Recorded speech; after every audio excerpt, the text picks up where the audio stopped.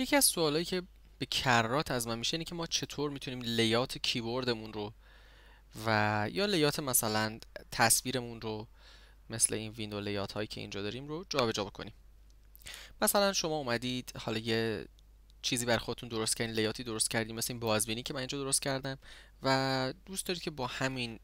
فرمت تصویرتون رو ببینید، حالا یا لیات های دیگه ای که خودتون درست کردین بر خودتون، یا به طور مثال کیورد شورتکاتتون رو تغییر دادید و اومدین اینجا حالا مثلا شورتکاتی که دارین این یه چیزی مثل این امیر کیبورد لیاته که من اگه روش الان کلیک بکنم با مثبت روی کیبورد و با منفی میتونم کوچیک بزرگ بکنم به جای کامند مثبت و کامند منفی. حالا ممکن شما تغییرات خیلی زیادی توی کیبورد لیاتتون داده باشید، به طور مثال اومده باشید اینجا کاستومایز این قفل رو زده باشید و حالا خیلی تغییراتی که توی قسمت اول دیدیم اینجا داده باشید، اون رو بیایید اینجا سیوش بکنید و حالا سیو شدهش رو بخواد ببینید اصلا توی هاردتون کجا هست که بخواید توی جای دیگه ببرید.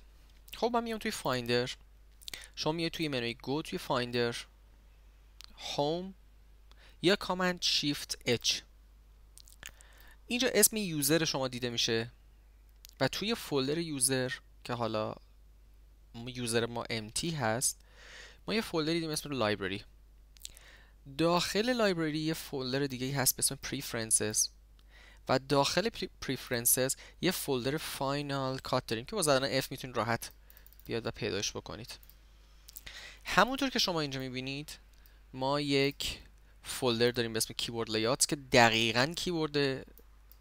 من توشه